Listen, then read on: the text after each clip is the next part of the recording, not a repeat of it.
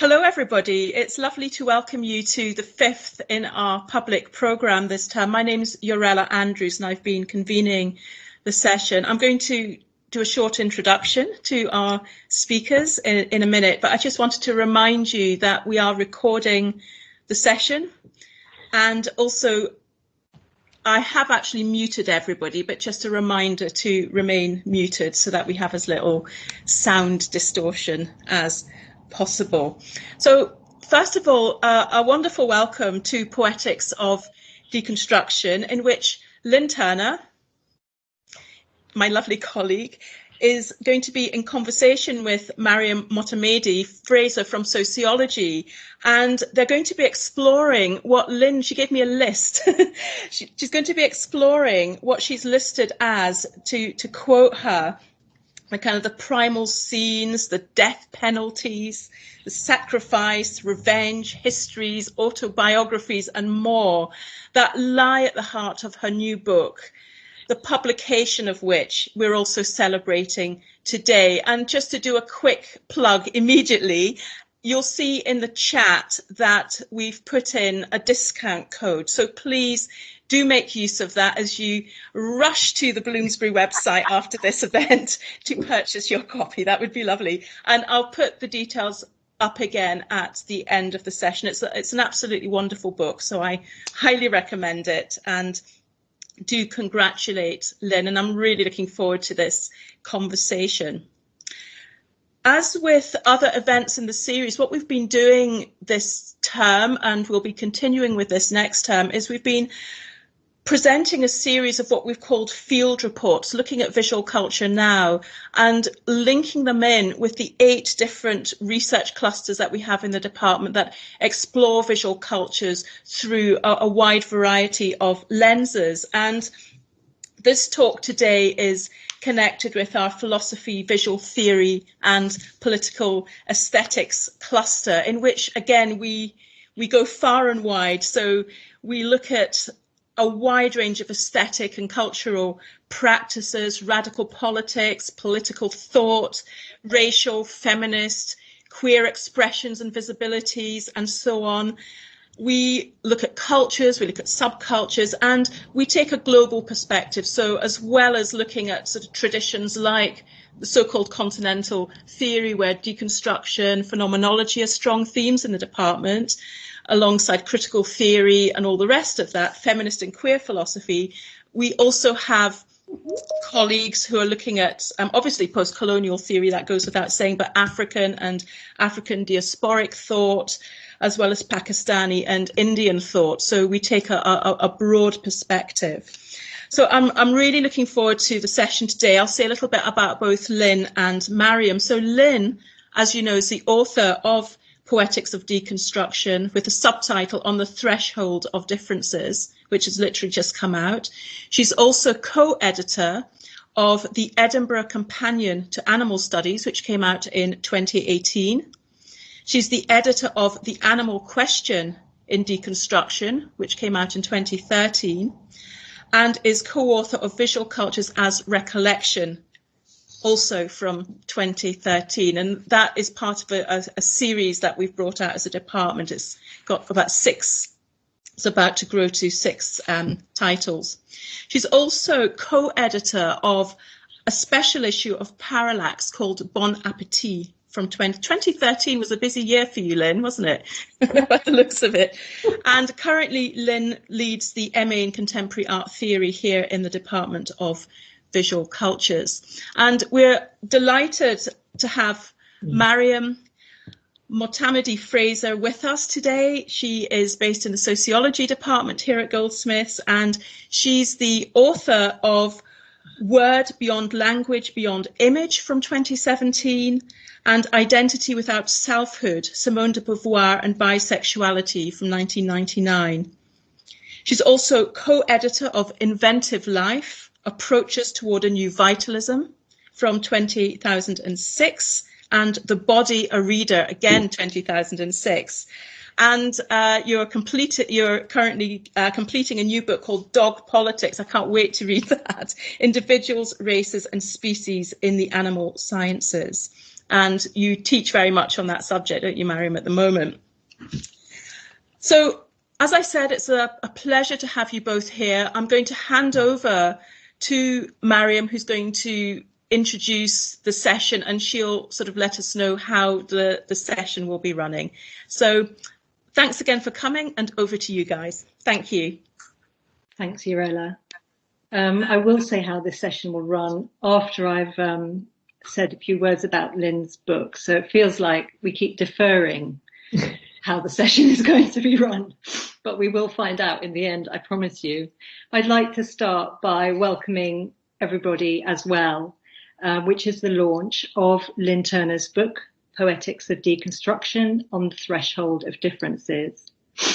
And it's a genuine pleasure for me to do this, on account of the book, of course, but also because it feels so appropriate to be celebrating this specific book with this specific title, on the threshold of the end of term.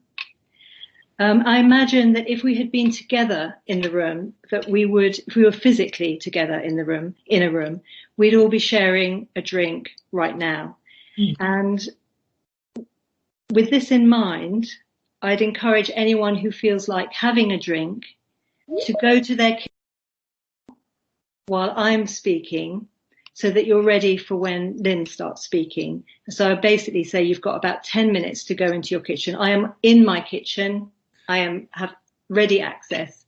Lynn, I believe, already has a drink here, so you can follow the author's example. So I'm going to share my screen with you, since I don't want you to have to look at my face while I'm speaking. Okay, so as I say, it's a great honour to have been invited by Lynn to host the launch of her dazzling new book. It's also an honour and a privilege to be making a small contribution to the Department of Visual Culture's public programme. I have to say that I don't think that I deserve these rewards, given how misguided were my first comments about this book, which to my great embarrassment I actually shared with Lynn. Because I've come to know Lynn through Animals, and also in the light of the magnificent edited collection, The Edinburgh Companion to Animals, and I think both the co-editors are here, and so congratulations also from me to you now.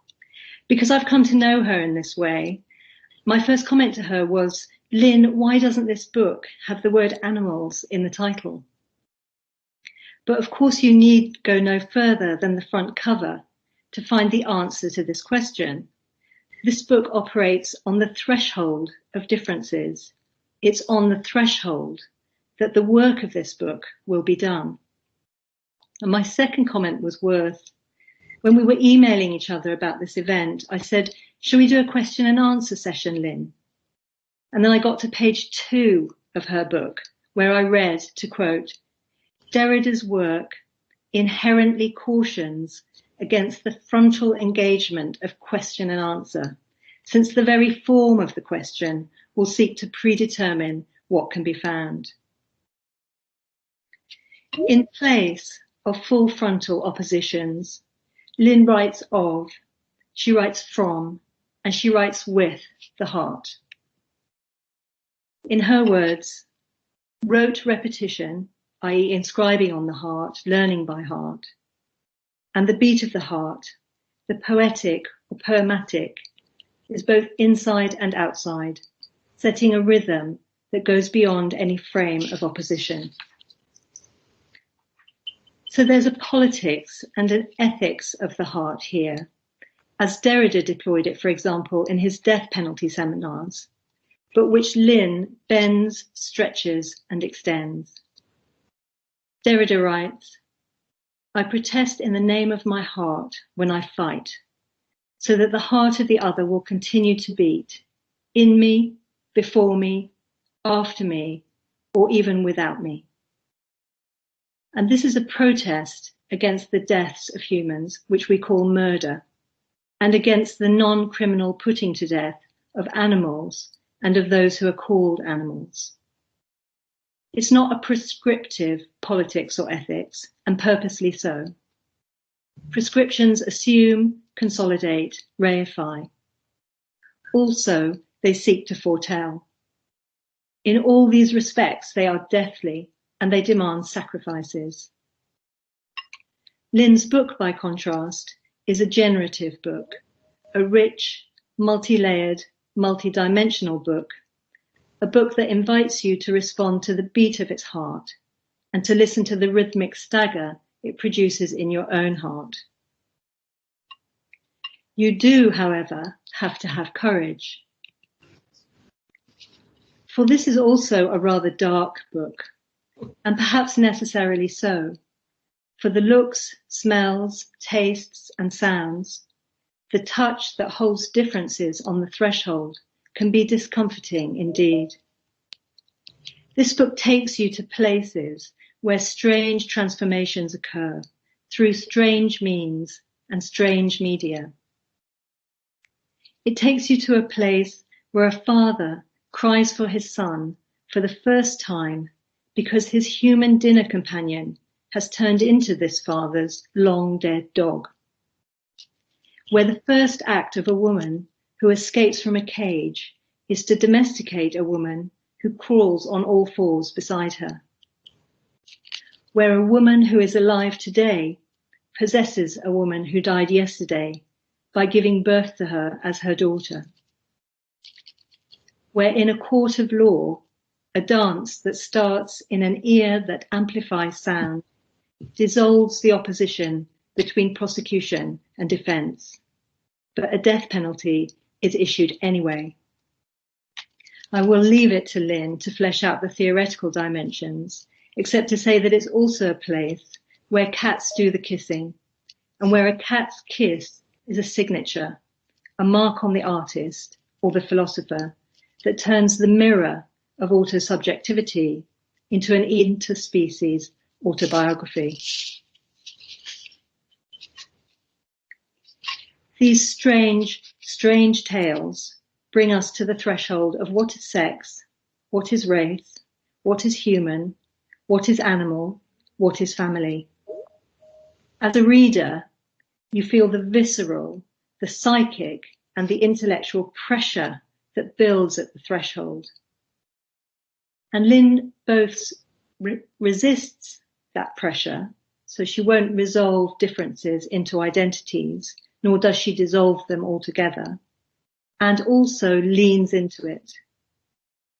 Rather than maneuvering the woman or the animal into a position that will rival the subject that calls himself man, or that will seek to take what he has taken for himself, rights, identities, privileges, she turns thresholds into modes of thinking difference, and particularly modes of living differently.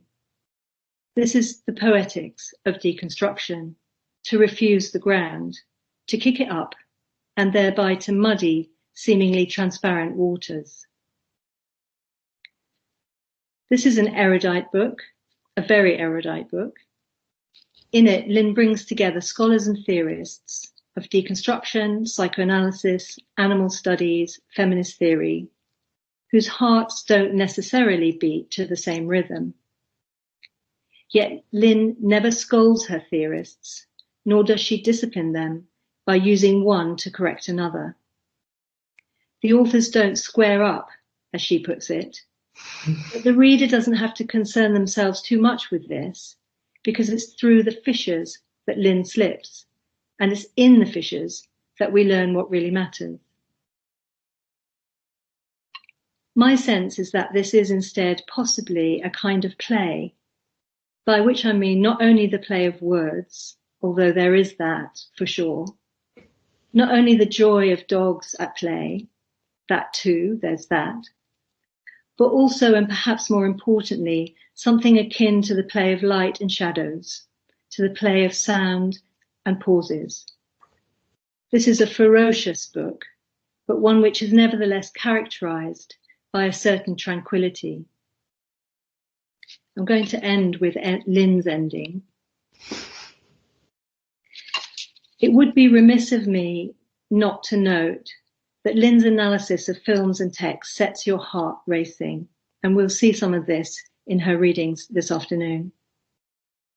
But her analysis in the final chapter is literally heart-stopping. She begins this chapter, which is called In Lieu of a Conclusion, the Cardiopedagogy of White God, by saying that she doesn't want to spoil the ending of the film, White God. And she doesn't. Instead, she dismantles it, as she puts it, and finds in it an invitation to you, the reader, to whom the book is addressed, to you, who is Derrida's addressed to the question, what is poetry? The final scene of the film, which is both the final scene of the book and its front cover, invites you to step down from the authority that is invested in the vertical, in sight, in the phallus, in standing upright, in moral uprightness, in the visual representation of the ascent of man, and to lie down beside the dogs, to lie closer to the earth, which is where the hedgehog, body of the poetic, also lies. This little hedgehog in the road, Lynn writes, is both curled up into a ball in upon itself and remains exposed to the world, unable to see death coming. Tranquil, as I say, and ferocious. And it's this combination that seems to me to itself be a powerful materialization of the poetic. And in the poetic that the political and ethical heart of this book lies. So what I hope I've done in these few words is to convey at least something of the spirit of the Poetics of Deconstruction. You'll get a far better sense, I'm sure, from Lynn herself, who's going to talk about the book and read some extracts from it. And I'm inviting you, the highly charged you, now highly charged, to respond rather than to react to her comments, to her readings, by putting comments and questions into the chat. I have some short responses myself, and I'll choose one or two of yours as we go along as well. I'm very nervous about that. I've been to lots of talks and enjoyed somebody else moderating without feeling any responsibility for making those choices. So all I'll say is I'll do the best that I can, even though I'm not really much of a multitasker. So Lynn, I'm going to turn my screen off and pass over to you. Introduce yourself and the first reading. Thank you. If it's not already clear, I am profoundly honoured to know Mariam Motemedi Fraser, who is quite wonderful. And now I'm going to try and repeat the trick and share my screen. Go. Okay. Looks like I'm sharing two computers here.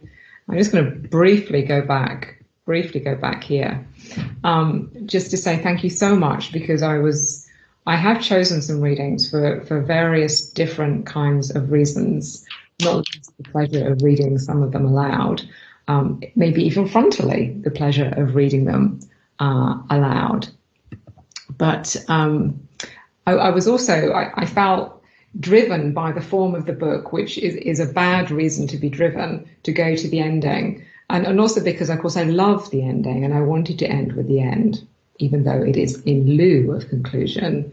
It is in the place of the end, in the place of the slaughterhouse, in the place of the arena, in the place of the expected battle, in the place of the expected climactic battle, in the place of the expected enactment of jus talionis, of an eye for an eye, that the film fantastically does not perform, holds back from, and is utterly peculiar as an otherwise rather conventional narrative film to hold itself in the hiatus of what I call a cinematic apostrophe, which by nature of being an apostrophe is an address to you.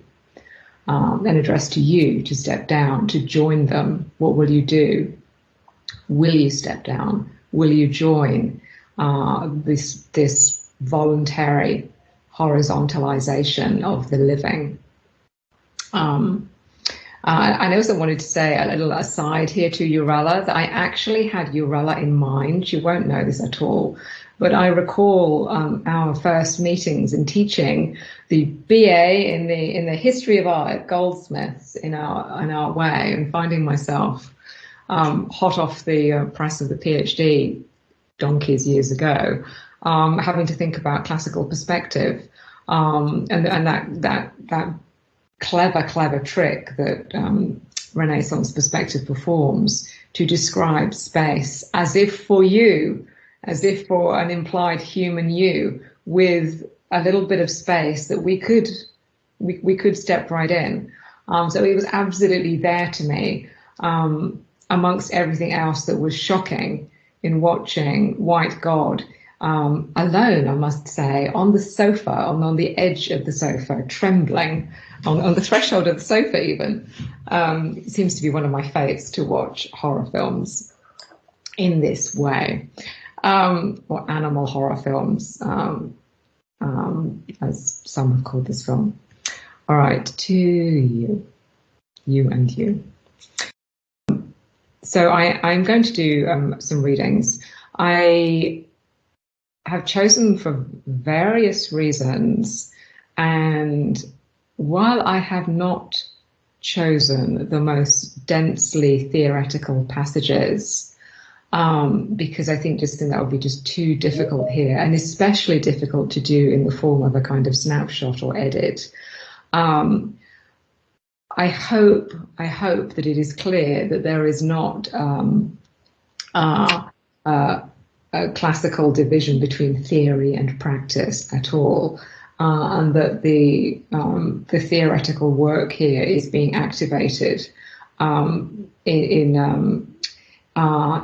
in passages that that bear no citation or reference to Derrida or Kristeva or Haraway, or the range of authors that I work with. So I'm not going to really talk much about this slide, but I just wanted to give you a sense, because it's something that I always say to my students: you should just write out what you're doing, just draw it on the wall. And I only ever started doing that for myself last summer, when I really had to put the book together. So I drew the chapters: the animal cure, raising animals, speculations, unfamiliar unconscious, outlaws, in lieu of conclusion. Drew them out, mapped them out, with my little hieroglyphics going on about the play of vertical and horizontal, and the kind of spiral form. I say that now because my feeling is that time will be against us. There will not be enough time, and no one will say that they will give us some more time, as is the case in White God.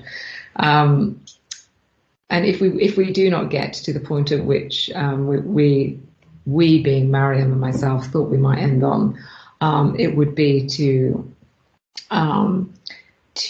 invoke ears as hedgehogs. I'm not going to explain that. So the transformation went from this into a more formalized set of chapter titles. And I'm going to read the first reading, which is from the introduction, In the Beginnings. And I'm also going to do it, fool that I am, from the book. I'm going to read from the book, because I can, because I have it in my hands. And there is something to this which I would not do for myself at any other moment than a book launch. And so in memory of book launches as well, and in anticipation of our regrouping. So, hoping that you are all sitting comfortably, I will begin in the beginnings. After Derrida, I would like to choose words that are to begin with naked, quite simply words from the heart. The direct flow of the sentence, metered by 4 commas and issued with a cautionary conditional even as it shepherds words from the heart, closes the second paragraph of the therefore I am. It is apparently simple in that no jargon is an immediate evidence. However, invoking the beginning several times in these opening lines, explicitly invoking the testamentary stature of in the beginning, Derrida circles around the desire for origins, the desire not to repeat, the desire for a time before time, by which means we should sense the sheer cascading scale of that which he calls the animal question, as it jostles with the concept and the figure of nudity. Now, the very idea that words from the heart might convey anything other than unalloyed innocence might steer us at first, crestfallen, toward the deceit lying in the wings, activating the reactive activation, or awaiting the reactive activation of the binary machine, either innocence or deception. But this work of political philosophy cannot proceed without poetic means and does not try to do so. Those poetic means might thus recall what appears to be the utter idiosyncrasy of another little text in which a hedgehog curls amongst the invocation that we should learn by heart. There, in response to the demand from the journal Poesia to answer the question, what is poetry? A question posed to the first author published in each issue of that journal, Derrida addresses you. That apparently direct address and demand for the presence of poetry, for it to be revealed in its naked truth, we might say, does not result in a direct response or explanation. Rather, deconstruction has a taste for the oblique, and I have taken that to heart. The oblique path responds to reasons both general and particular, vis-a-vis the general. This is only about 2 more pages, so we've got about 10 minutes for the first bit. Vis-a-vis the general, Derrida's work inherently cautions against the frontal engagement of Q&A, or classical forms of argumentation, squaring off X against Y, since the form of the question or the argument will seek to predetermine what can be found. In this particular instance, the poetic itself is in question, and it departs from both canonical formulations of genre and quotidian notions of poetry as the ineffable. Rolling two axioms up together, the poetic, for Derrida, is the invocation to learn by heart. This rolling bypasses the ostensible capture of synthesis to conjure an animal figure of vulnerability. Unlike its romantic predecessor, this little hedgehog in the road is both curled up onto a ball itself, in upon itself, and remains exposed to the world, unable to see death coming. The two axioms take the desired organic and original spontaneity for naked words, together with the demand for repetition and the committal to memory to mnemotechnics and a certain exteriority of the automaton. Rote repetition and the beat of the heart, the poetic or poematic, his bizarre locution, is both inside and outside, setting a rhythm that goes beyond any frame of opposition. Now, even that beyond is freighted so that it does not signal the ascent of another form of transcendence, but remains, quote, down there, humble, close to the earth, low down. Summoning up some of the animals in his previous works, including the hedgehog, in The Animal That Therefore I Am, Derrida notes that almost all these animals are welcomed in a more and more deliberate manner on the threshold of sexual difference, more precisely of sexual differences, end quote. It's true that Derrida's now infamous nude scene before his cat generates a strong negative emotion, shame. We cannot, however, subtract that shame from the ontotheological conceptual history that would corral this cat to the animal, identical to all the others, categorically lesser in kind than the human, while staining man's knowledge with so-called original sin. What is singular about Derrida's work, and why I draw so much from it, is that he does not defend against his own top to toe or top to tail implication in this history and in ways out of it. The threshold of which he speaks is one of welcome. The silkworms that Derrida observed as a child in Algiers do not issue an anxious lesson in sexual difference, but a marvellous secret secretion of sexual and animal differences. Not a word, not a snake. In the beginning, he writes again. There was the worm, he says, there was the worm, which was and was not a sex. The child could see it clearly. A sex, perhaps, but then which one?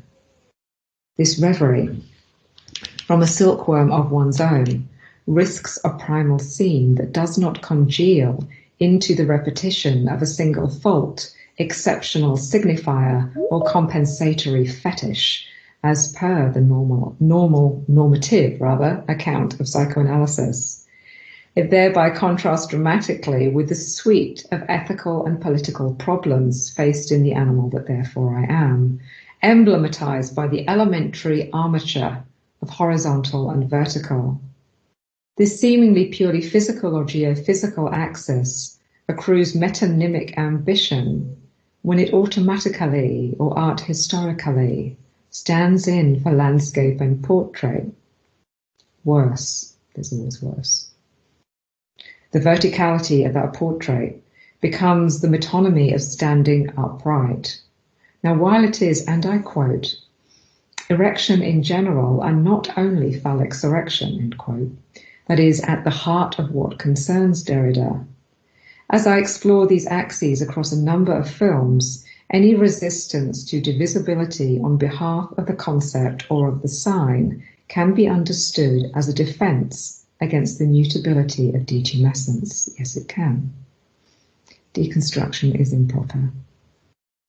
In an interview with feminist faculty at Brown University from 1984, the decade when women's studies programs were gaining traction in the States, Derrida muses that, quote, there is always something sexual at stake in the resistance to deconstruction, end quote.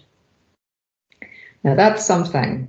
Takes perhaps its most unexpected form in Derrida's death penalty seminars. After his long lament for the lack of a philosophy of abolitionism and the calculus of pain that is the anesthesia of the death penalty, the first volume, of two, the first volume ends with resistance by means of the beating of Derrida's heart and the grace of the other heart. That alone is arresting. But the next to last session of the second volume astonishes in the explicit and heartfelt alliance between deconstruction and feminism that it invokes. In that session, Derrida returns to Sigmund Freud, following the red thread of blood as philosophy, and here psychoanalysis, shows itself to be unable to oppose the death penalty. Locating anxiety regarding the flow of blood, Freud finds himself turning his discussion of the defloration of women into one of female resentment born of penis envy. Now that is not the surprise. What is striking, but again not surprising, is Freud's twofold transition from the so-called primitive people to his contemporary moment, itself a familiar synthesis from his colonial orchestration of the subject of Europe in his speculative writings. Now, firstly, he locates the clearest instances of such resentment amongst, quoting Freud, the strivings and in the literary productions of emancipated women in his own time. And Kat's just joining in now. She also complains. Firstly, I know we've been there. We've been with the first. That was the problem of the literary productions of emancipated women, right? Okay, thank you, Freud. Secondly, Freud risks a paleobiological speculation that roots this impoverished condition on their thwarted desire to urinate standing up, with some restraint. Derrida responds that it is not that Freud's targeting lacks insight, but that the phenomenon he has not failed to identify requires an interpretation about which psychoanalysis does not utter a word. With a heart-stopping divergence from the letter of Freud, Derrida aligns what he names the original and irreplaceable role of literature in the feminist cause, with the fact that it has been poets and writers generating abolitionist discourse, not philosophers or even politicians. In such a gesture, he links it with his own writing. And the thought and the risk of writing in deconstruction in its broadest implication. Resisting the direction in Freud that aligns moral rectitude and the rectitude or erection of the body standing before the law or indeed a urinal.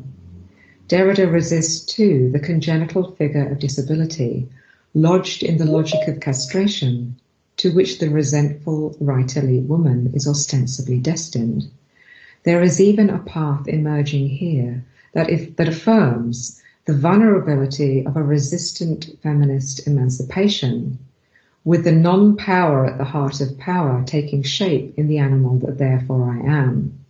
That non-power is at the beating heart of the trans-specific living, and it is sexual without opposition.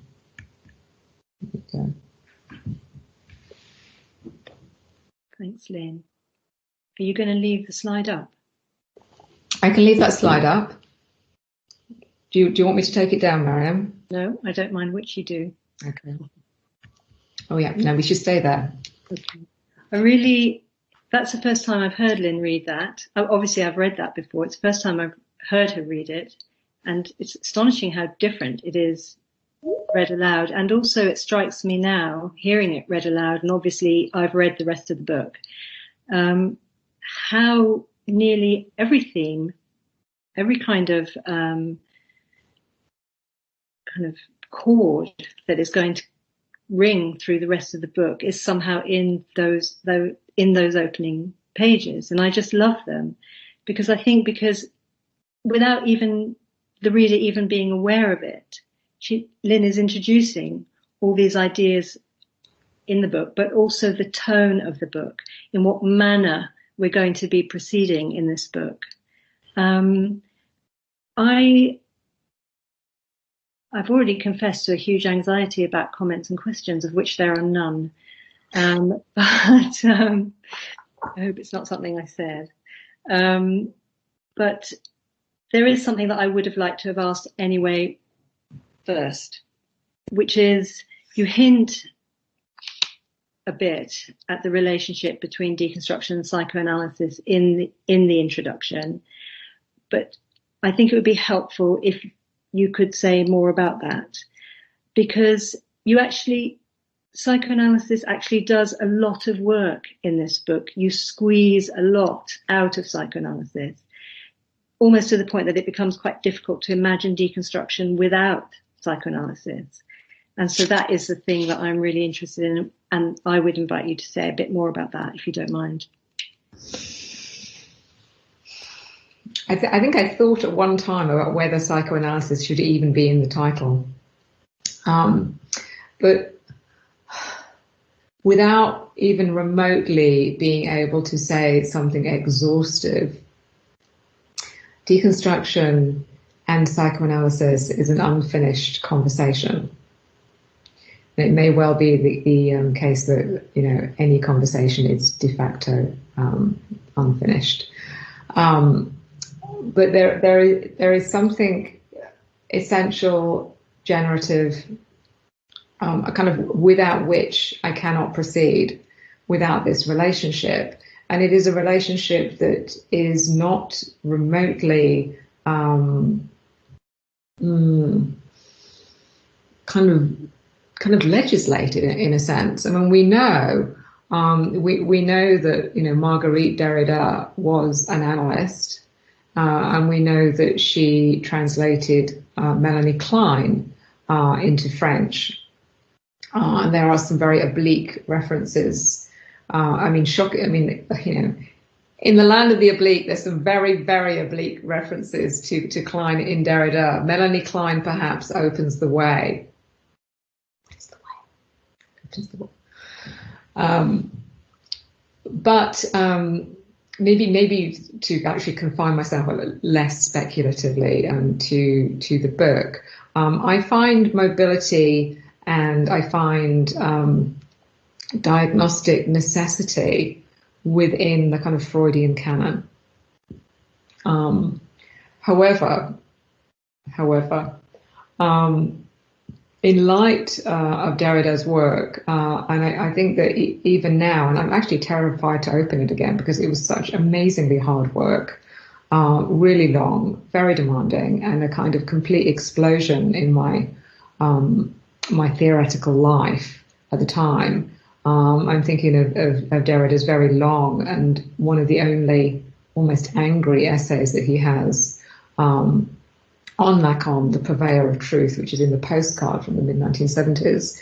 It just took the bottom out of psychoanalysis in its Lacanian and post-Lacanian modes for me, such that here I would want to find more possibility within a Freudian corpus than a Lacanian one, substantially because of the elevation of the sign and the insistence, explicit insistence of a legacy from Hegel, the dialectical tradition, through to what Lacan will tell us is a rereading of Freud, but much more than a rereading. It's a dramatic transcription.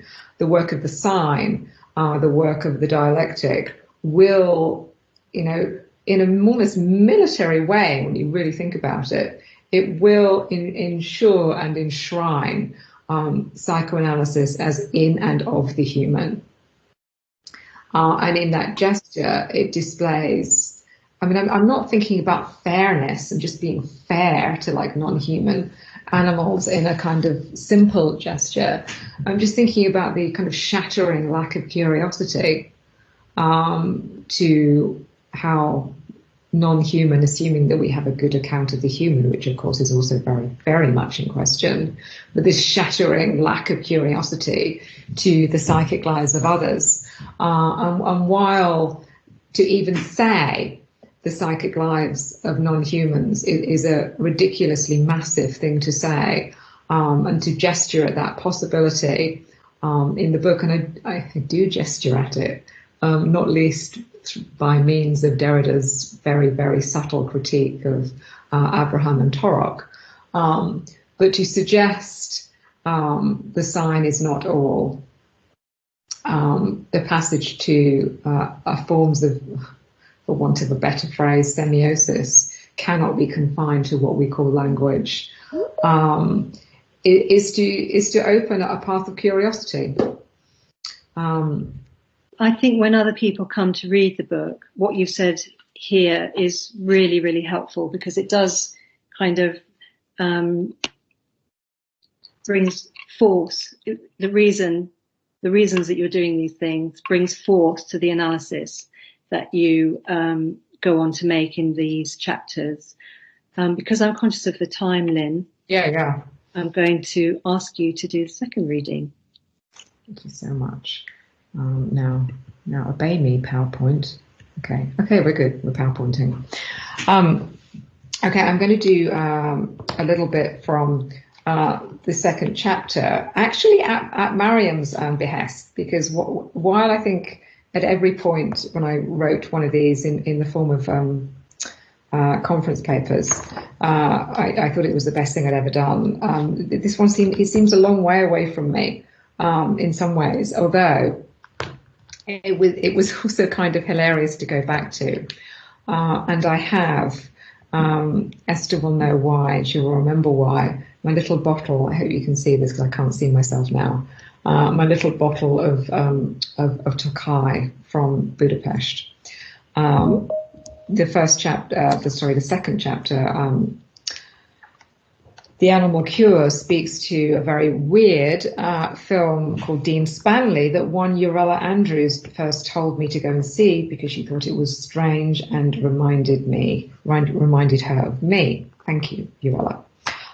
It's about reincarnation, but it is in fact not about reincarnation. It is in fact about mourning, and it is about the problems of fraternity by means of this ecclesiastical figure, the dean that we see here with his Tokai.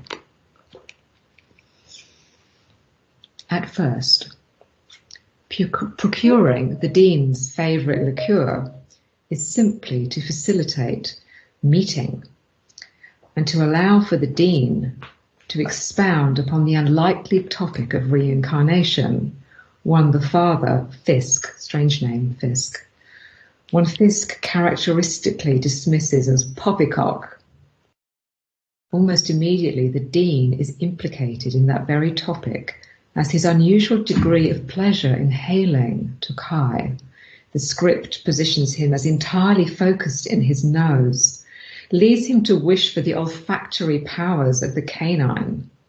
More disconcertingly, as he continues with increasingly outre remarks, the first-person narration becomes uncannily canine. He does not mimetically sound like a dog, rather his sudden marked interest in cats, smells, the love of a master, evokes the point of view of a pet dog. At this early stage, in the son's intoxication with the dean, no images flesh out the story as a flashback in the manner cinema habitually treats evidentially as memory. We have to take his word for it, as you do for mine. And Henslow's fascination for our own, Henslow's the name of the son. The clue to the change in perspective within the dean from human to canine, comes through an unusual comparison. He opines that, quote, to pull a dog away from a lamppost is akin to seizing a scholar in the British Museum by the scruff of his neck and dragging him away from his studies. Making kin of the inhalation of urine and the study of books threatens the clean and proper body. The inhalation of urine is not named as such, but the comparison follows swiftly on from the dean's appreciation of the Tokai, consolidating their metonymic connection and collapsing the latter's ostensible remove from more abject fluids. In this contagious comparison, dog and human scholar are made of the same stuff and up to the same activity. A dog reads traces of urine like a scholar reads writing. By implication, to urinate is to write, to leave a trace, one vulnerable to erasure. To smell is to read. Metaphor assumes that the meaning of the term of comparison anchors that to which it is compared. Here, however, the scholar is already dog-like, seized by the scruff of his neck. Later, in the film's climactic sequence, it is Fisk, the father, that makes a similar comparison in which his wife calls him away from reading Balzac, quote, rather like dragging a dog away from a lamppost. In both cases, there is no mention of the word urination, tidily metonymized by the lamppost. Even as metonymy, a relation of comparison based on proximity, the abject contact between urine and study is finessed. In the latter scene, the dean describes the pleasures of eating a whole rabbit, fur, bones, guts and all, waxing lyrical about the smell of fear. Although by then we are regularly treated to visual flashbacks of Dean Spanley, its name, in the guise of a spaniel, learning about the world from his roguish mongrel friend, this visceral desire for the fear-drenched rabbit is overheard by Mrs. Brimley, the housekeeper. Literally made peripheral to the proceedings, her mortification is presented as comic. She hears something she should not and cannot understand, unaware she is listening to the dean as a dog. Dean Spanley is at pains to make sure that our guts are never turned. We, as audience, metonymically join with the enraptured homosocial circle of the dinner party. While Mrs. Brimley has prepared the food, and insisted on preparing something more special than the hot pot to which he is habitually constrained. This is not the meal at stake for the assembled men. Indeed, the film gives scant attention to food as such, in spite of such protracted attention to the mise-en-scène of dining. That they eschew the tradition of leaving the table in order to enjoy port in separation from any ladies, to remain at the table confirms which meal is in focus. They partake of the story of downing an entire rabbit, mediated by the aroma of Tokai, in order to share in the memories voiced by the Dean. Unable to be seen, smell is elusive. It lends itself to the uncanny tale of Dean Stanley, posing the unfathomable question of whether the father was once a dog. While the domestic status of that dog points back to Fisk, the father in the film, it again contains the impure legend of consanguinity. The film supplements smell's invisibility with the Dean's rhetorically exaggerated appreciation of the Tokai. This rhetorical exaggeration is given clearest visual expression in the final dinner sequence. There, in close-up, the Dean raises his glass to his nose, reminiscing about the delicious smell of fear. The classical soundtrack swells, and the film cuts to the comedically rapid appearance of sheep being chased over a hill by dogs delirious with olfaction. Becoming virtually airborne in their haste, the white clouds of leaping sheep conjure their own scent. In his discussion of smell and Freud, Akira Lippert refers to the paucity of visible trace as an immateriality that bars smell from forming a semiotic system. In this view, a scent could never form a sentence. Need we, however, be so quick to assume that smell is immaterial, or that materiality secures signification? Tokai is elusive. Tokai is not disgusting. Even if it is rather syrupy, it is not abject. One does not even have to bother the mouth by drinking it. For the purposes of the film, Tokai is taken by nose. Intoxication is not coarse inebriation.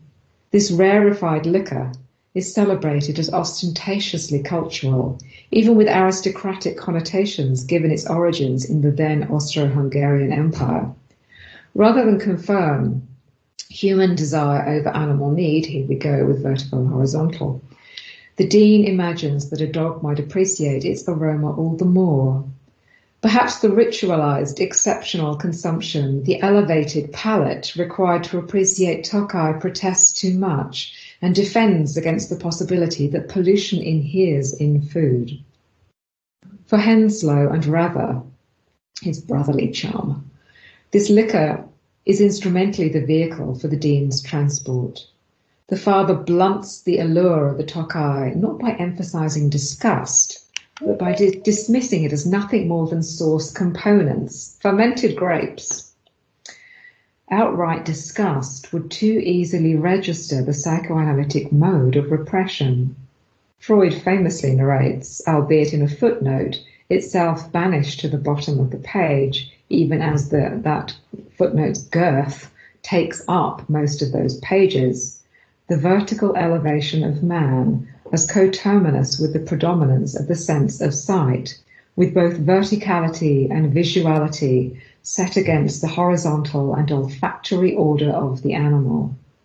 Closer to the earth, closer to the sexual and excretory organs of other four-legged animals, this plane is one foregrounding the sense of smell.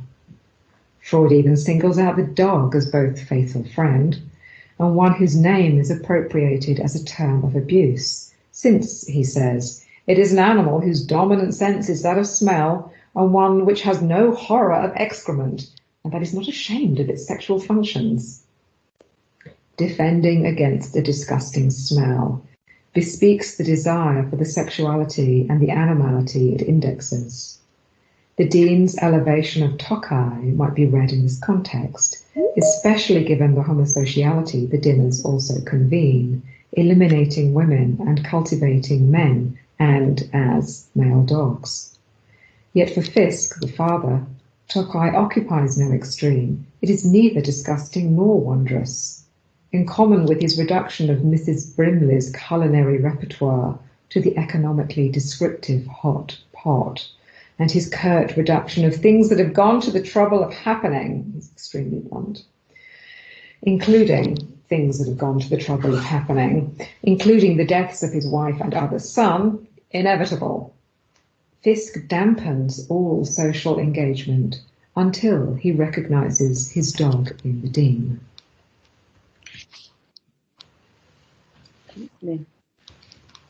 This analysis for me, one of the reasons why I pushed Lynn to read this book is because it's really one of my favourite bits in the book. And in the chapter, it opens out into a really interesting exploration of what Derrida's notion of eating well means. But as you can tell from that reading, one of the things that's going to be significant as Lynn comes to analyse it and theorise it is that eating or ingesting is no longer confined to the mouth, but rather also refers to ingestion by the ear, the eye, the nose. And there's a lot in this book, not only about eyes, ears, noses, and mouths, but also about ears, as we'll see later on. But the point anyway is that eating well must be done at the edges of all of these orifices. So it's a kind of dislodging of the mouth, which is also a dislodging of the self-present speaking subject and all the orders of power and hierarchy that go with it. So with that in mind, Lynn, I want to come back to that issue that you raised of the sociality of men or their homosociality in your analysis of this film. So one of the ideas that Lynn develops in this book is the idea of an animal cure. And she argues that an animal cure is lying at the heart of Dean's family. And one of the things it secures is a loving relationship between fathers and sons. But Derrida asks, as you know, Lynn, what happens when an animal or sister enters the political sphere? So basically, I wondered if you could say something more about what's going on with the sisters and the women in this film and how that relates back to the question of animality. Okie dokie. Right. Lots in there. Thank you, Mariam, for expanding so beautifully. The film it's so mixed. Because on the one hand, it is so seductive. I am seduced. You know, when Peter O'Toole cries, all the world will cry. It's absolutely astonishing, and it's incredibly moving to see. The relationship between fathers and sons, in a sense, be cured. But it's a problem. It's actually a problem. Because of as the book unfolds, this question that is a trap. It is a trap to fall into, a readerly trap of trying to maintain, again, a clean line between the figure of animal bodies, if you like, and real animals over there. So ultimately, being able to secure a clean and absolute divide there is a refusal of the poetic and a refusal of the literary, and it is in fact not possible. We will not know, as Derrida will say in The Animal That Therefore I Am, that he is not also talking about Alice in Wonderland, even as he is also talking about his little cat one day in the bathroom. So here, the film is directed towards kind of disposing of this, however we think of it, a hallucinated memory that the Dean has of himself as a dog. It's utterly disposed of. The moment that the father, the melancholic old man, can cry and actually refer to his son by name and actually hug his son, is the moment that interest in animals disappears and they just get a new spaniel. Oh, well, let's just get another one. And in one sense, it's quite brutal. So the film opens up and it moves towards possibilities that allow me to discuss inhalation, for example, as a means of identification, and to kind of work all the orifices in general, as Derrida will say, in his gesture of opening up bodies outside of the kind of Lacanian imperative, in which the body, the mouth, will predict speech, and this will be the kind of human elevation, transcendence, signification, all of the rest of it.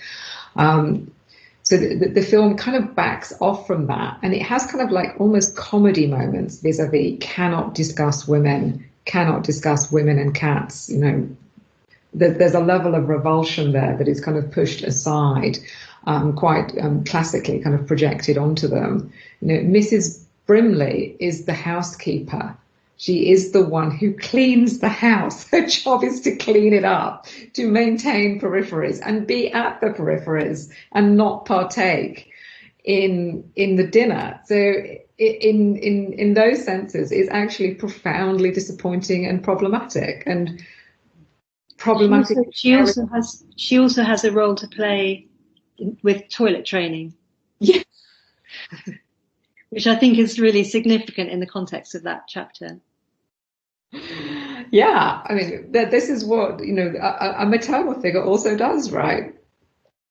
Cleans the edges, makes them clean and proper and tidy, puts the boundaries in the places in which they most properly should be, enforced, drawn. It is disappointing. If there is a cure, and I'm very much aware there the kind of curiosity link, perhaps it pushes forward and out of that chapter. And if we are to be cured, it is of faith in the animal, which I say like that to signal its conceptual status. And it is that problem of the animal as a conceptual barrier, a barrier to thought, I would actually say, that is the impetus of Derrida's work. The human and the animal. This is the work of conceptual kind of divide and conquer. It gives us nothing to work with now. Okay, I'm again going to press on. So thank you. And so we had the mouth in the previous extract as a key site of ingestion and its position to be critiqued. So we're going to go back to the mouth now in an altogether different mode. Thank you. So in the chapter Raising Animals, between the cellar and the kennel in The Woman is a film by horror director Lucky McKee from 2013. And in the spirit of an epigraph, given that Bloomsbury really dislike epigraphs, and they're actually terribly hard to secure permissions for, as it turns out, I thought I would write my own epigraph for this chapter, which is also the last one to be written, even though it is chapter 3. And this is a still, obviously, from that film. She bites off his finger. She bites off his ring finger. She swallows the flesh, but spits out the ring. Her first gesture when realizing her new situation as the restrained captive of the man who abducted her is to violently refuse the very sign of a heteropatriarchal economy of exchange. It's not worth eating. Teeth should not be this sharp. Mouths should not be this filthy. It's not right. The dreamlike title sequence of The Woman ambiguously shows the woman in the woods, possibly having been raised by wolves, since we see a baby with a wolf carefully licking blood from her fingers. We also see her stealing, even murderously stealing, the den of a wolf when she needs somewhere to hole up and nurse her injured flank. This mouth is not afraid of wolves. This mouth is not afraid of the unclean and improper. This mouth derides the sign of its own restraint. That is my own epigraph to myself. And I thought that I would go straight into, more or less, another section from this chapter, jumping over a rather dense sequence on Kristeva, which is highly critical of Kristeva in the absurd and impossible nutshell. The animal, the animal is not Kristeva's subject in the way that the animal is the subject in point of focus for Derrida. Rather, the animal is a kind of symptom, a symptom formation in Kristeva's writing. And this has to be addressed as actually a problem, even though in some weird way and at some future date, more Kristeva will be in my line of thinking. So I'm going to skip ahead, if I can find my own moment, to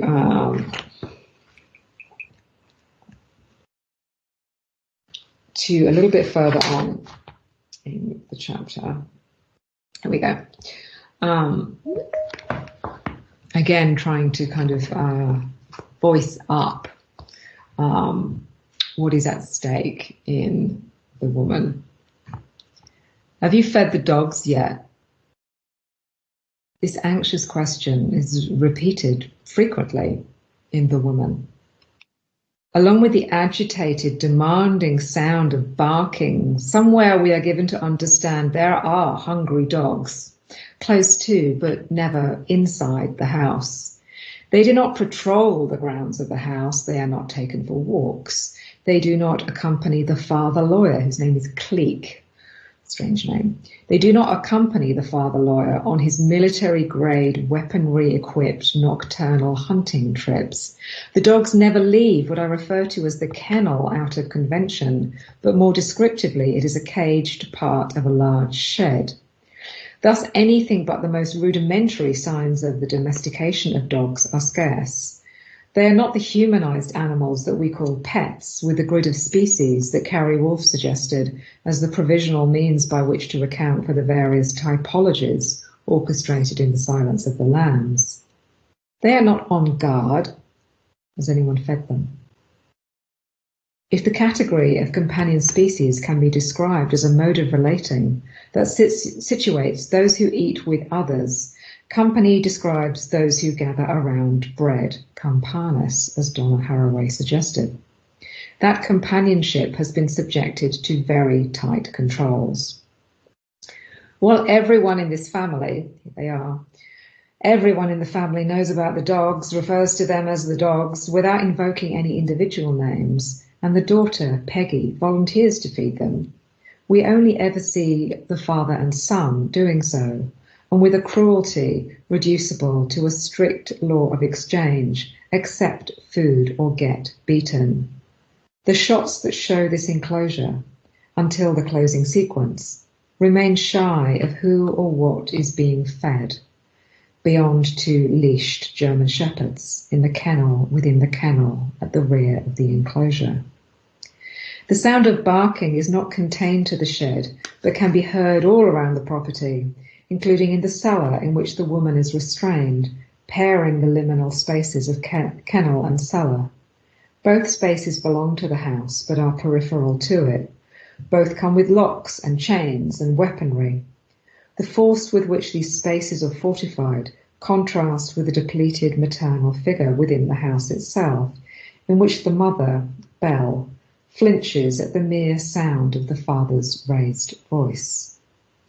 The kennel and cellar may be secretive spaces, but all family members are psychically bound to them in various relations of fear and fascination.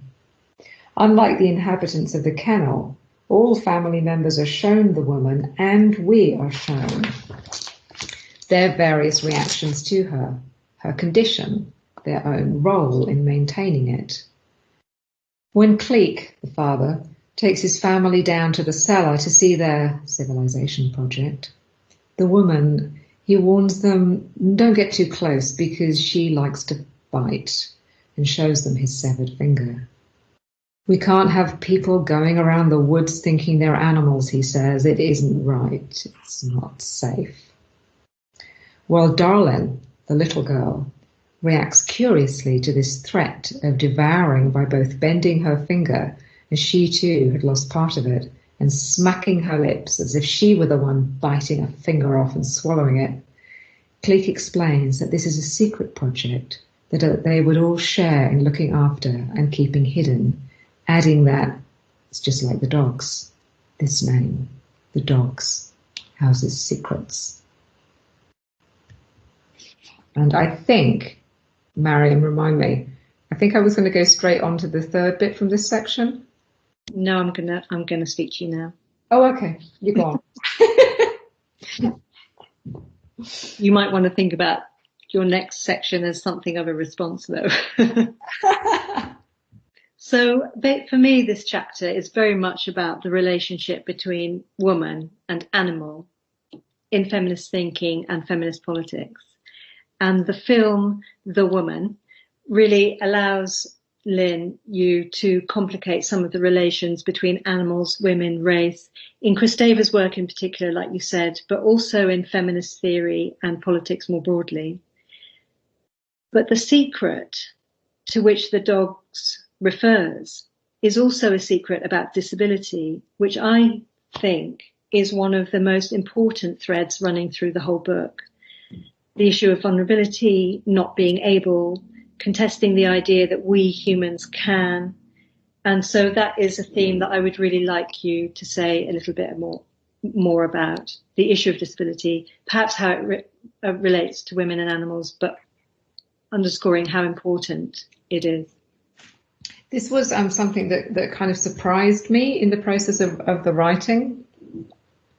I mean, I was very aware because of a certain trajectory in thought and in publications from The Animal, Therefore I Am from Derrida and The Beast and the Sovereign, but also some important work from Carrie Wolf, especially his essay on Temple Grandin, which speaks directly to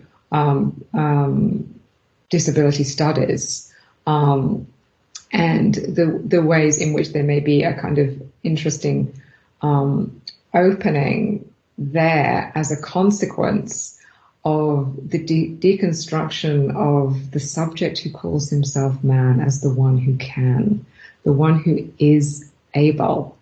And this formulation of power and being power as a being able and able to do, whether it's being able to speak, to die, to mourn, to laugh, to grieve, to dress, and all the other kind of concatenated professed abilities that are kind of bound to this being able.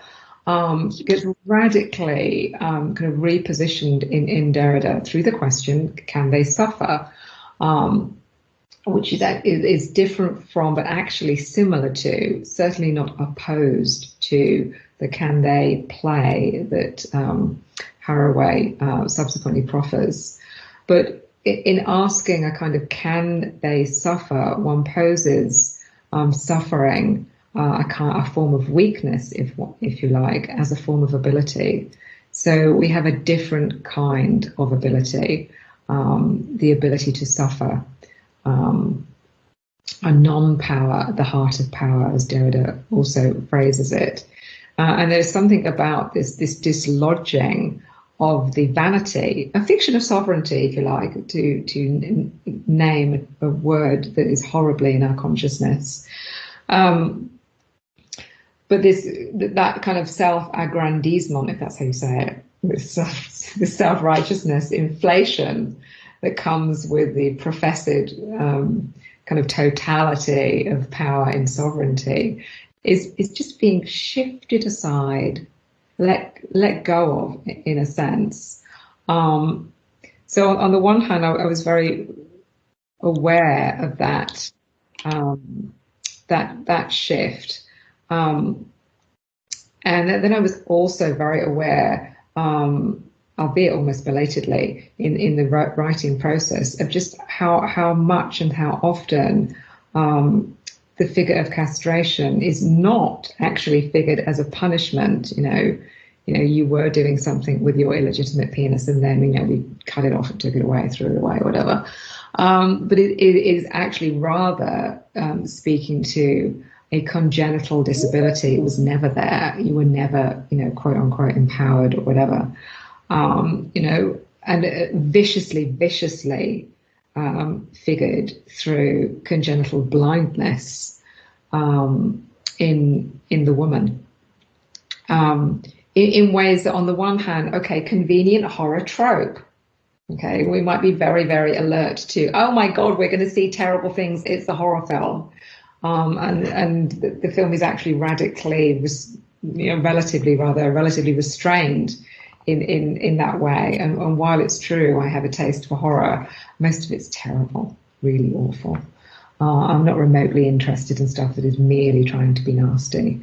But there was something actually kind of bizarrely profound in the woman. And its revelation that there was another daughter. What's been going on with the dogs for all this time, that there was another daughter, and that other daughter has been kept in that kennel, kept on all fours, kept like a dog, and to be treated like a dog in this mode of being treated like an animal, which is also to be able to be killed, to be sacrificed.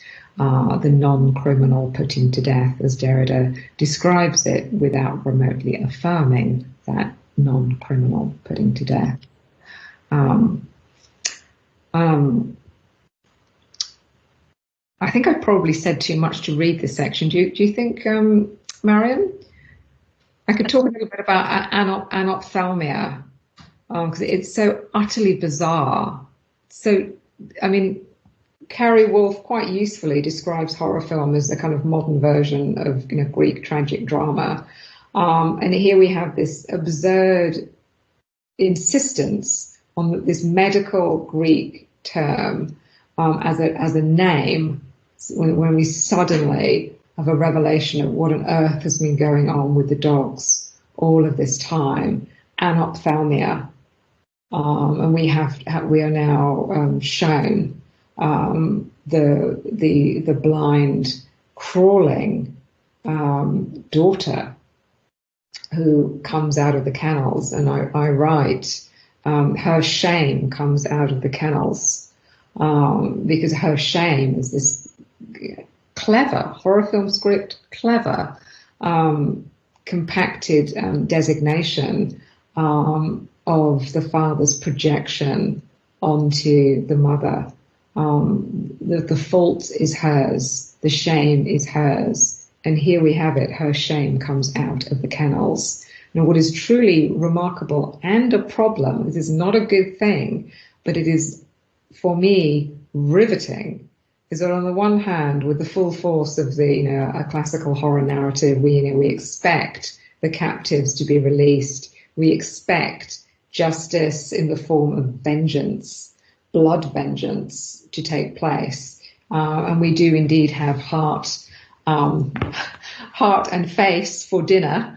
That only the woman kind of rises in a sense, and there is a transcendent kind of gesture coming out of the cellar. She comes up, she ascends, whereas the revelation that the other daughter is a dog, a blind dog, results in very, very different treatment. And we have an astonishingly economical putting into place of a very particular view of domestication achieved by a single slap to the head.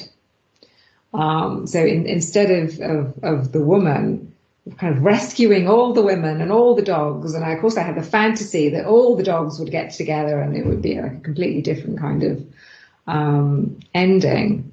Instead of that, the woman, as a kind of figure of justice, with an improvised sword in one hand and the bleeding heart of the now dead father in the other, domesticates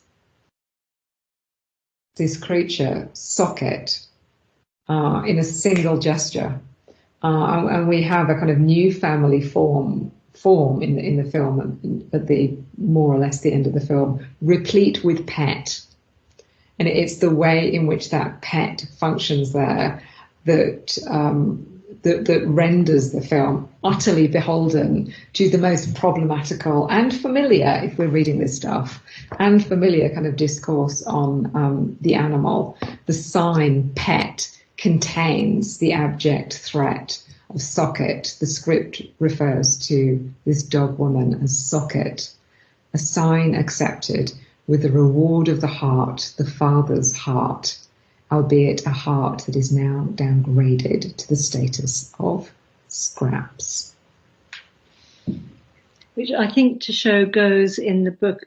It's certainly not one of those books where every chapter has a happy ending. It's not. It's not one of those books where the problem of race, gender, animality, disability gets resolved. And I think this particular chapter, particularly given the, like you say, the economy, the speed, I might say, the speed of reinforce. It's like with one strike, everything comes back into place. So I think in that respect, there is a positive dimension to your book in a very broad theoretical sense, but also, as I said, there are many. It is a dark book, and that chapter is one of the most dark, I think. It is, and I also, because I know that various people are kind of here, and also to speak to, my current students. I wrote this at a time when I knew various students of mine were being subjected to domestic violence and other forms of violence. Trump gets into the White House and then appoints Kavanaugh to the Supreme Court. We know now, domestic violence has been horribly exacerbated during lockdown. And during the course of the writing, there were various famous cases of women being found locked in cellars. So, there was a kind of, a cathartic charge to following the woman and ripping out the father's heart. It was fantastic, but not something that I could actually, affirm in any kind of ethical sense, really. And it kind of works as a kind of counterweight to kind of ethical. I was going to say programs, so that'd be a bad word. Ethical gestures in the book, because in a sense, the blood vengeance here is insupportable, whereas we get completely other outcomes in other places. I just want to underscore as well the significance, I think, of the discussion of disability in the book, in this chapter, but also in other chapters as well. If it's true what Sonora Taylor says about there historically being a kind of, just to put it very mildly, discomfort inside the disability movement, disability activisms and animal activisms on account largely of Peter Singer's work. I think Harry Wolff's intervention, and there have been many others recently, Sonora Taylor's herself. I think that is really important. And you do in the book emphasize in many, many places this, the hand that can and everything that it signifies. It is a major theme in the book, I think. And in that way, it does relate very kind of strongly and in a very interesting way to issues around ability, able-bodiedness and disability. And actually this has come up naturally. I actually don't have this written down. The next extract does start with the hand that can. So you might pay attention to that. And obviously one of the reasons that it starts with the hand that can is because of the important role that plays in Derrida's discussion of signature, counter-signature, and signing. So I hope we have a chance to talk about that after the next reading. Okay, I just want to add on a little bit, because I'd forgotten I meant to say this with your question, Mariam, and it's there kind of in a minor key, really, through a series of citations through the book of an amazing scholar whose work I think is absolutely extraordinary, and I think she deserves a wider audience, namely Dawn McCants, who's a Canadian scholar, and she also has done some profound work that is critical of the legacy of Singer in animal rights discourse, but in her recent book, in a sense, it is on Derrida, but she draws so much historical archive into it. It really ranges a long way beyond his life-death seminars. And she makes some quite extraordinary historical links with the discourse of eugenics. And eugenics, reoccurs across several of the chapters. McCants is especially interested in the ways in which early 20th century eugenics speaks to phonocentrism. That thing that Derrida famously has in his sights as the misplaced sense of the perfect presence, the ideal presence of meaning in the word. And she's able to kind of unpick an archive of eugenics that links phonocentrism with phonemic, with pronunciation, with elocution, with the deaf, with saying it wrong, with the foreign, and with the immigrant. So you get this entire kind of body of others being positioned as the ones that can't, right? And while I, those kind of threads are there are things that I would want to, would want to pursue with questions around the ear elsewhere. So after this, after we go here. All right. So I know we wanted to do a couple more, but maybe we'll just do one more. We'll see how it goes. Especially since I have this introduction from Mariam, and this is in the chapter now called Unfamiliar, Unconscious, the Performativity of Infinity Kisses. Those infinity kisses being work by Carolee Schneemann, which 10 years ago people were still mortified with, but now it's like, hey, bring on the cats. Okay. So I'm going to quite late in that chapter, which has been a kind of constellation, and by now, so I revised this quite dramatically and extended it dramatically from its first publication in 2010, and this was really the work that kind of completely reoriented what I was doing, and it's in a section called Catoptrics. So by now we have both Carolee Schneemann, Jacques Derrida, Donna Haraway, and Ellen Sixou, all kind of being kind of filtered through the work of the chapter. Although I think two of them make an obvious appearance in this clip.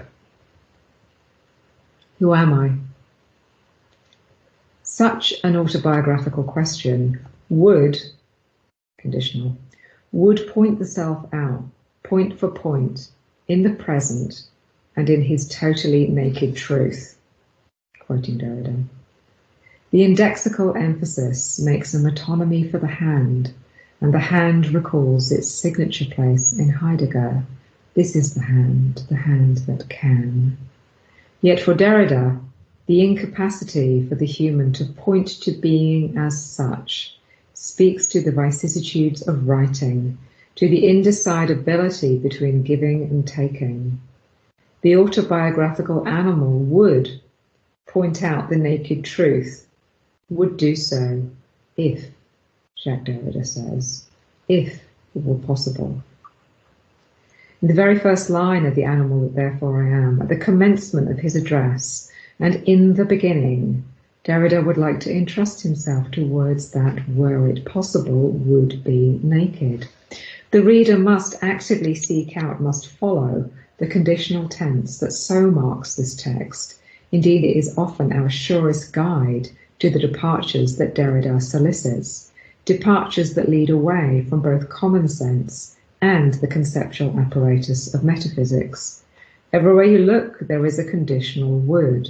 They gather around ideas that one would otherwise think to be sound. Ill at ease with the conceptual inheritance visited upon his flesh in this encounter, both banal and singular, Derrida cautions us, man would be the only one to have invented a garment to cover his sex. He would be a man only to the extent that he was able to be naked. This invention then would mean that we would, therefore, have to think shame and technicity together as the same subject. This would be the case if truth were given by Judeo-Christian ontotheology. The implication then is that full disclosure of the nude, of naked words, of the truth as that which bears all, has never been within our grasp and never will be. Derrida's opening desire to trust himself to naked words, were it possible, might also be read ironically, in light of Haraway's own exposure of the illusion of the unmarked subject, served by the experimental life of the 18th century, an illusion served to the history of scientific practice in the West. Drawing on Chapin and Schaffer's book Leviathan and the Air Pump, Haraway recounts that the ideal witness to this life was the modest one, yet one whose modesty must be visible, while the witness himself should be invisible. Quoting her, this self-invisibility is the specifically modern, European, masculine, scientific form of the virtue of modesty. Quote. This manner of invisibility counted on the witness, quote, adding nothing from his mere opinions, from his biasing embodiment. While the witnessing, most famously an experiment on a bird in the air pump, should take place in public, and taking into account the vexatious determination of just which context and by virtue of what audience would constitute a public event, and here we are, perhaps we could think of Cerisy La Salle, where Derrida first gave The Animal That Therefore I Am, as such a forum, and his experiment, his reflection on the animal. Moreover, the bad feeling, the shame that afflicts Derrida and draws attention to his body naked before his cat, thoroughly troubles the invisibility of his witness. Rather than completely dismiss the figure of the modest witness, Haraway seeks to queer the elaborately constructed and defended confidence of this civic man of reason, in order to enable a more corporeal, inflected and optically dense kind of modest witness to matters of fact to emerge. That's Haraway. Might the embarrassment of the philosopher Derrida, drawing attention to himself and his body in this way, in fact speak to the corporeal inflection that Haraway entertains, as she puts pressure on the necessarily modest quality of witnessing as partial or even situated. Chapin and Schaffer even describe it as a naked way of writing. This naked way of writing can hardly be said of Derrida.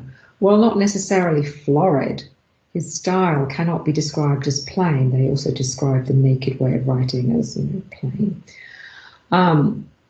Naked before his cat, stark naked, as the translation has it, Derrida is à poil.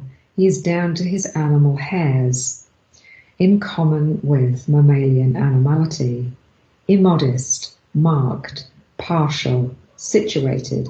The philosopher's body responded. Now Derrida does not look in order to annihilate the difference of the other by seeing only his own reconfirmed reflection pointing back straight to him. Rather, the other can always surprise. For where autobiography habitually imports a mirror to figure its reflective function and to lead back automatically, auto-effectively to the signing self, the animal that therefore I am sees itself in the eyes of a cat. The mirror of autobiography that would see all is not a miroir, but a psyché in Derrida's text, a full-length mirror that can be angled to reflect what one desires. Now, habitually, in post-Lacanian thought, great timing session. Habitually, in post-Lacanian thought, it is by means of the reflected other that the subject is staged for itself as such. Yes, it is. Misrecognition of that subject's capacities is part of the allure. Yet what if the other is wholly other and not a brother in advance? What if this other happens to arrive in the form of a cat? You are priceless, Sasha. The autobiographical mirror is like one found in a bedroom, the place in which one undresses. But in this context, it also conjures up the invention of the other, the subtitle of an essay and two collections of Derrida's essays, Psyché, the invention of the other. Jacques Lacan once opened limited access to the mirror for the animal as a rudimentary visual reflection functionally tied to sexual maturation, but without speculative insight, without the dialectical spur that would technically supersede privation, that privation or lack being the alleged singularity of human infantile immaturity in this case. There, the recognition of the animal's own image did not forecast the ability to say I as it did for the human infant. This is Lacan. Neither could animals take each other's images for their own, but seeing himself in the eyes of a cat, signed by this other one morning in the bathroom by chance, Jacques Derrida becomes an autobiographical animal, and he is not alone. There you go. Okay, there's so much to say about this particular chapter. I just want to start by saying how much I like the way you make Derrida's shame, or the way you connect Derrida's shame to Donna Haraway's Modest Witness. And one of the reasons why I like that is because there does seem to be emerging a quite strong kind of tradition of not jostling, but movement or dancing between Haraway and Derrida. And I'm thinking here of Vinciane Dupray's chapter, Why I Had Not Read Derrida, and how she describes the way in which Haraway kind of takes her on a journey. She goes on a journey and Haraway kind of brings her back to her own inheritance, which is, of course, Derrida, French philosophy. So I really like the way that you're thickening that already quite thick set of relations between these theorists. And the extract that you've just read is a very sort of part of a very substantive chapter in the book, which uses this series of works by Carolee Schneemann called Infinity Kisses as a way for you to think a revised sense of the autobiographical, is the way that you put it. And also, I think, very interestingly, to think about performativity again without anchoring it to the speech act. And one of the things that Lynn says in this chapter, and I think it's really quite interesting, particularly in light of the enforced changes to structures of universities that we're all experiencing, she talks about the ways in which, because of how strong disciplinary norms are becoming, it's quite possible that somebody might read her chapter and find it kind of incomprehensible that it should be about the performative because it doesn't mention, for example, Judith Butler or Peggy Phelan. So that is a very interesting part of the chapter for those people who are especially interested in the issue of performativity. The part of the chapter that I especially liked, perhaps not surprisingly, is to do with signature and signing. And Lynn comes through to that by way of the notion of the kiss. And and it's through this notion of a kiss that she brings a very disparate set of theorists together in a very kind of harmonious way. So in Infinity Kisses, Schneemann, what she's doing here is portraying her morning kiss with her cats.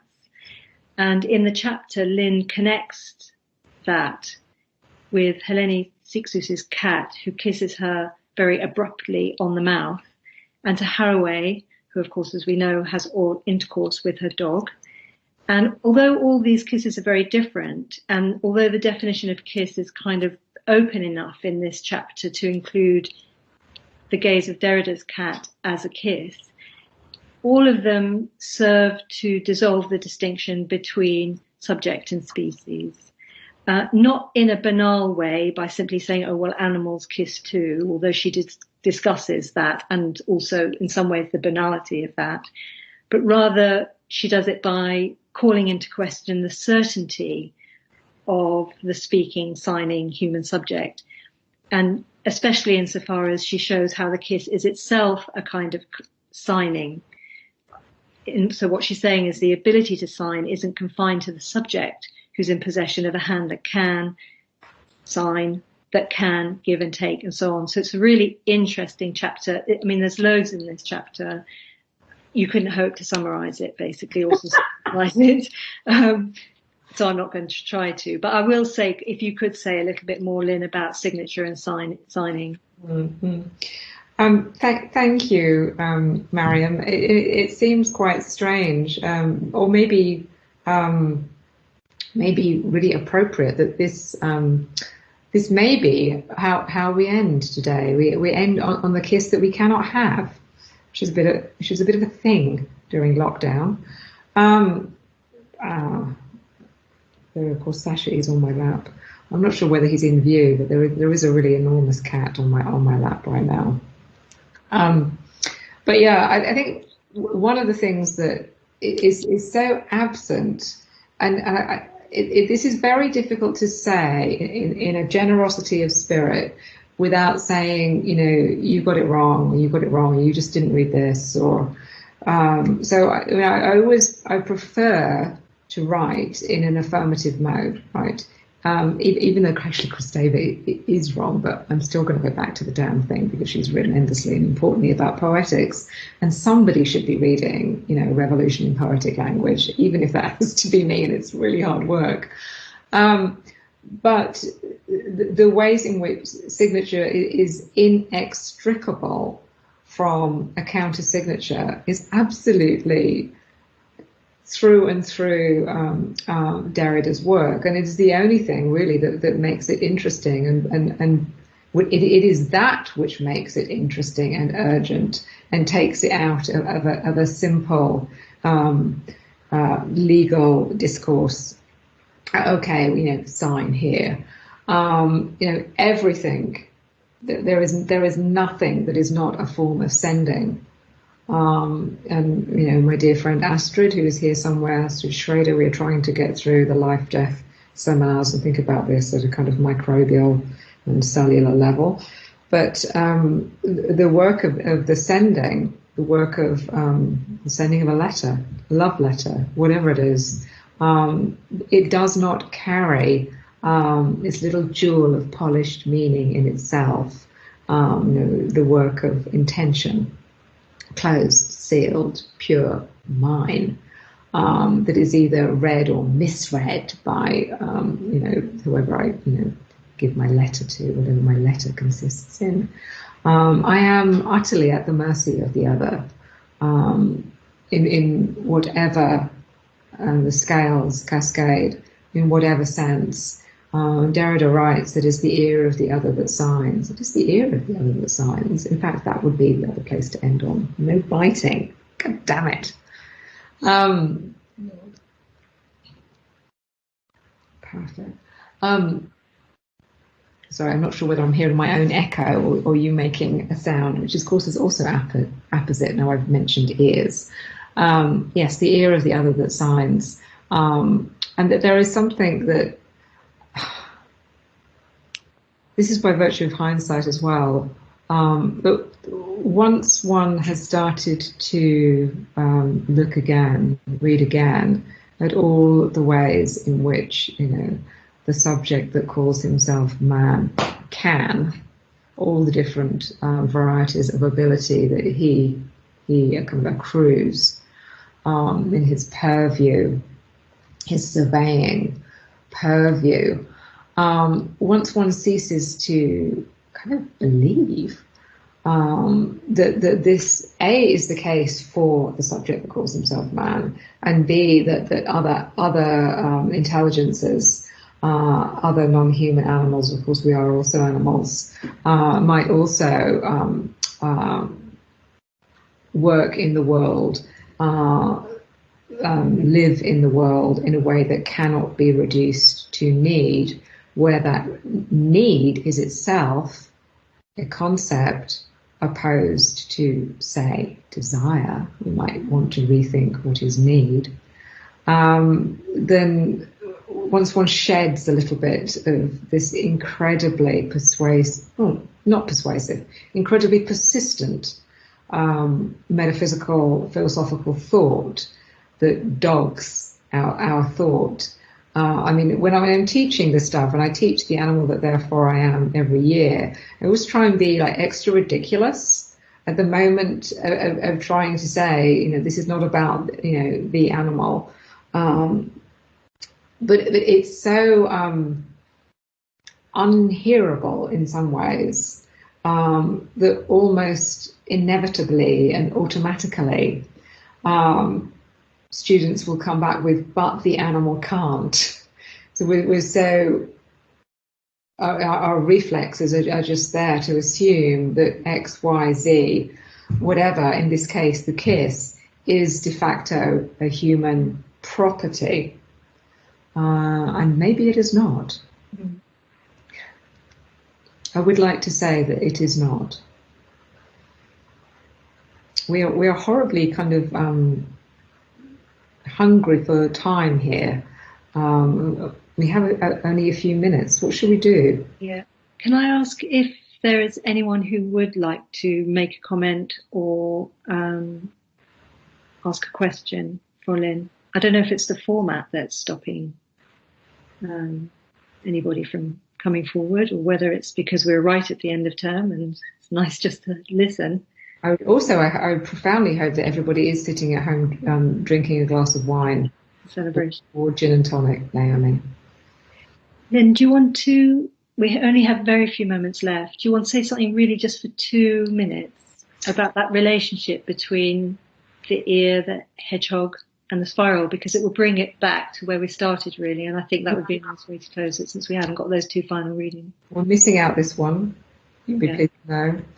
But you might like to just pause on that. Blood is the traffic between the sensible and the intelligible,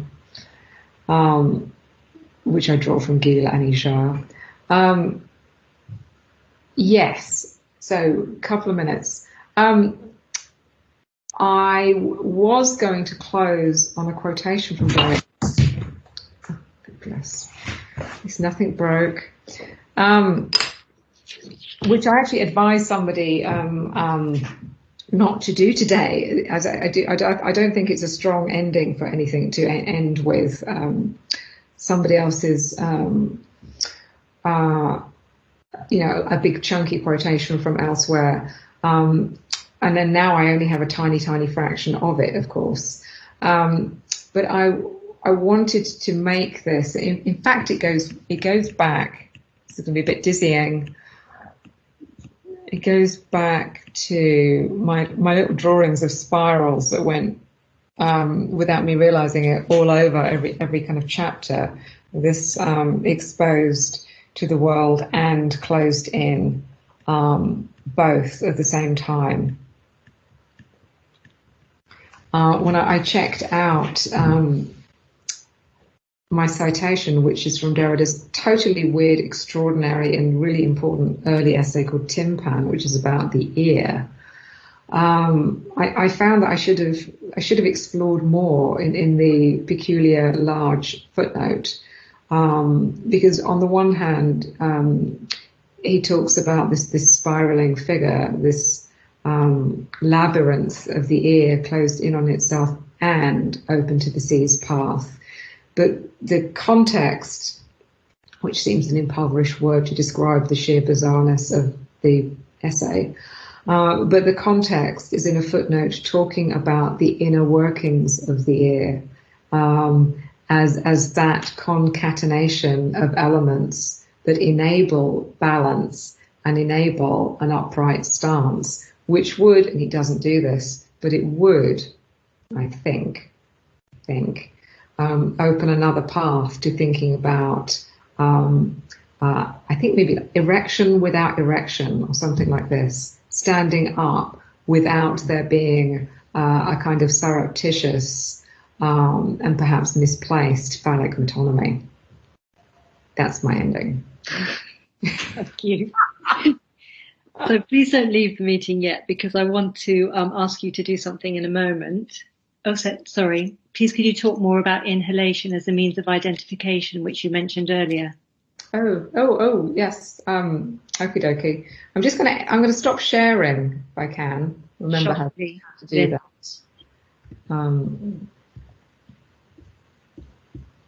Okay, so hopefully I stop sharing. I can see you, Mariam. I can't see me for some weird reason, but I guess that's okay.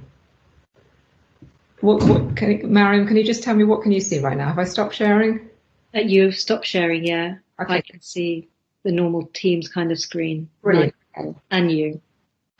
Super. Okay, inhalation. Taking in. What do we do? How do we take in? I mean, I am drawn. I mean, it's absolutely magnified in the film. You know, there's a high degree of theatricality, kind of bordering on camp, with the inhalation of the Tokai. But I think that question of a bodily taking in is A, massively interesting in Derrida, B, not very obvious, and C, and I think I might have said this at the beginning,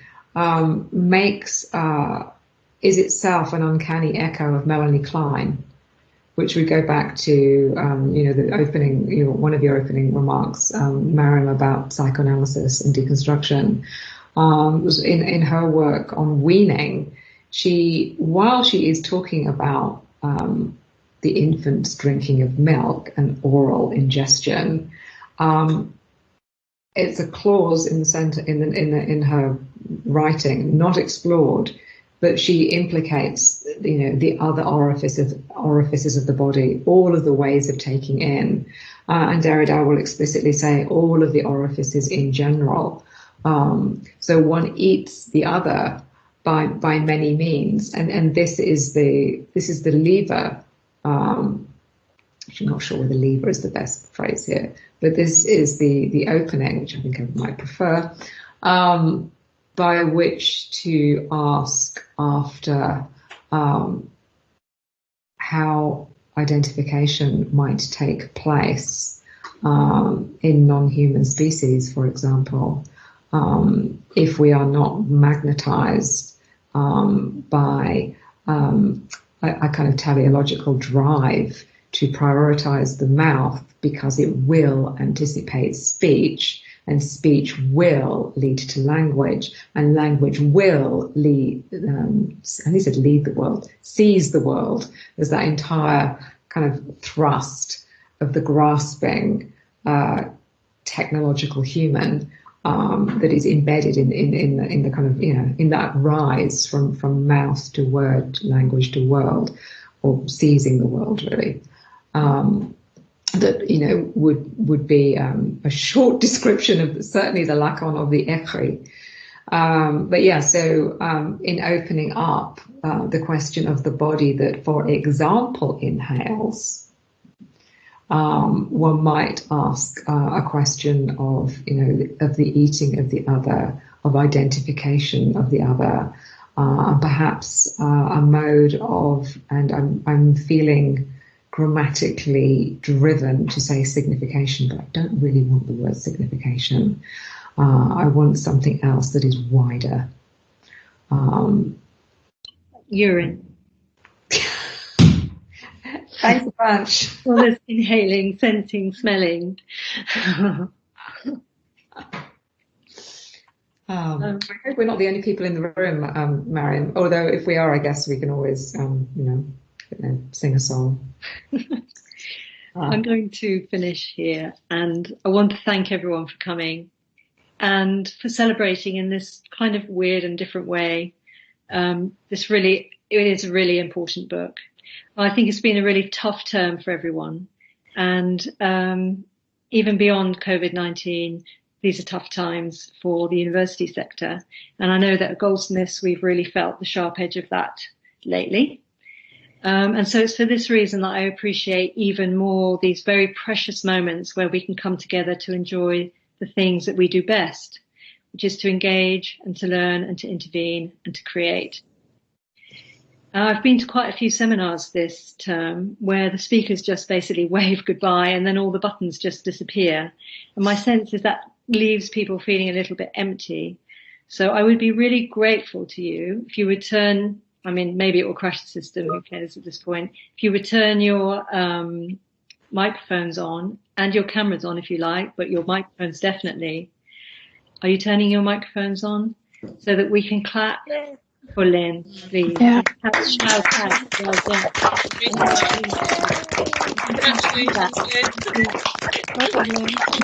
Very well.